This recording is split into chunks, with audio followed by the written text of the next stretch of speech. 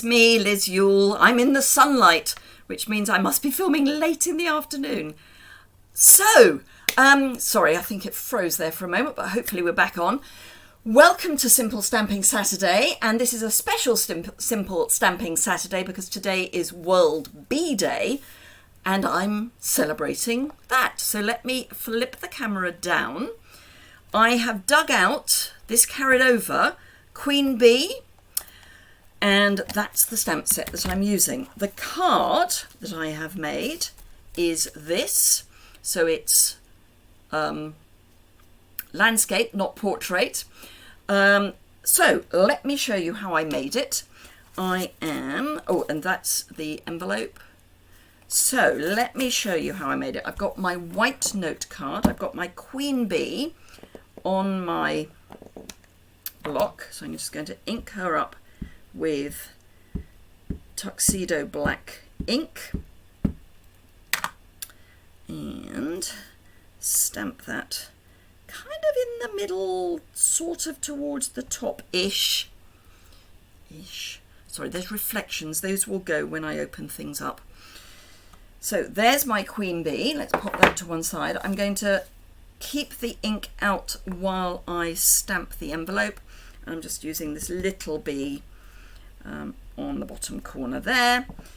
And I've just realised I haven't got one of my lights on, so we'll sort that out too. Let's bring that light up. Don't need the envelope at this point. So, watercolour pencils. No surprise, I love my watercolour pencils. I am using the original set, which is still available, and I'm using Melon Mambo. I think we've changed what we're calling some of the colours because the original colours have retired, so we're being less definitive. But Melon Mambo is still a colour, so I'm using that. And I'm just adding Melon Mambo to the kind of middle part of my petals, but not all the way out, just to the middle. And there's a flower there too. I love this image. Sadly, the dies did not carry over, although I do still have the dies. I won't use them, obviously, as an item to show you, but for my own use, I might. But yeah, the dies sadly have retired, although it's not a difficult shape to cut, as you will see when I show you the stepped up versions. So there's letting the cat out of the bag a bit. Right, Daffodil Delight for the centres of the flowers. Not that you can see them that clearly, but I'll know they're there. So, you know, I will know that I have made that effort. And also on these ones, on her back. Now, I tried to kind of be logical about the colours that I used on her back, because bees are basically yellow and black stripes. I've gone for orange because it's, you know, almost yellow, but I wanted yellow centres to my flowers. I suppose I could have had orange centres and had the flowers yellow, but anyway, I've gone for pumpkin pie with Daffodil Delight centres, like that. And then I just need my old olive for the leaves. Oh, and I will need my real red because that heart is crying out to me to be coloured. That's this heart here. So let me just do those. I think I've just given us a green leaf, but that's fine. Green leaf tea, maybe not.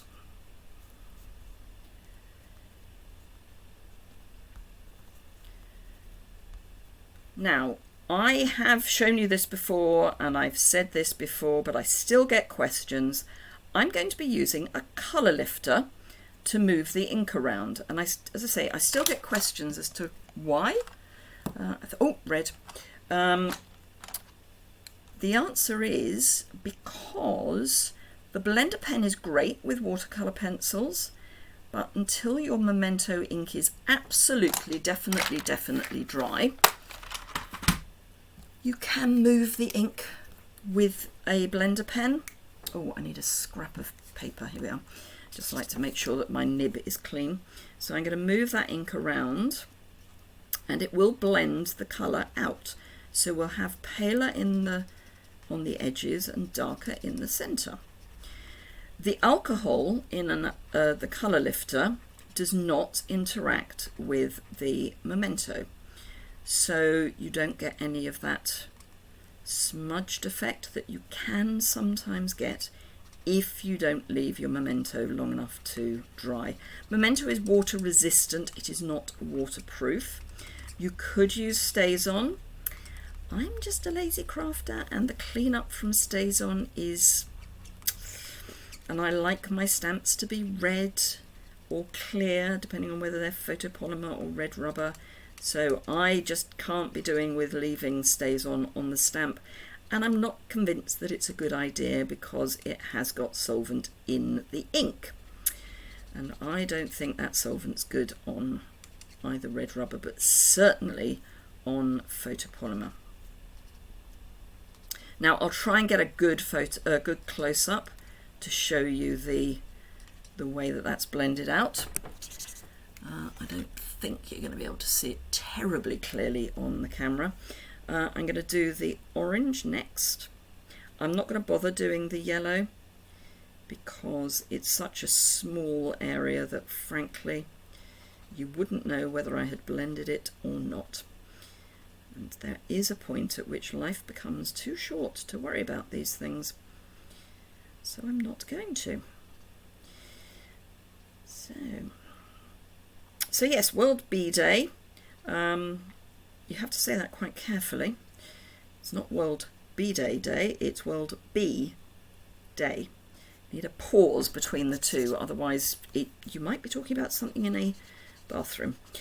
That's a bathroom from a European point of view, or certainly a British point of view, not an American bathroom, which is something else again. It's what we would call a toilet.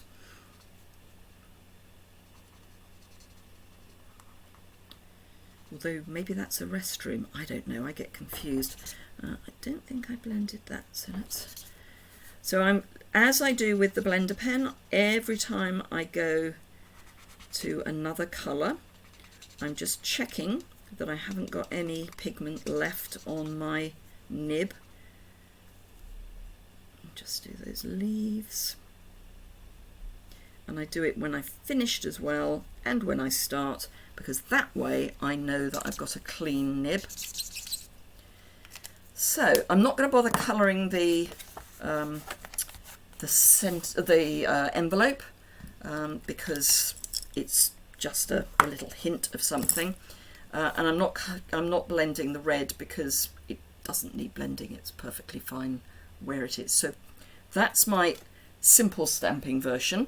Let me show you my first stepped up version, which I've used this in fact both these background stamps to build up a background using soft sea foam and lemon lolly, and then I've wrapped some of this lovely ribbon around the stamped and lemon lolly layer. I've got a lemon lolly layer here which is on dimensionals, then I've got a sea foam layer behind, some of the, what do we call them, adhesive backed sequin trios, which come in a kind of slightly iridescent white, which I don't think is being picked up, and this is heat embossed in gold on vellum, which I just cut out, and I've even put a liner with that same bee.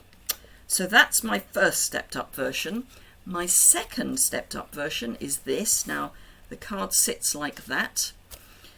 So I've used the largest of the the stylish shapes for the die cut piece.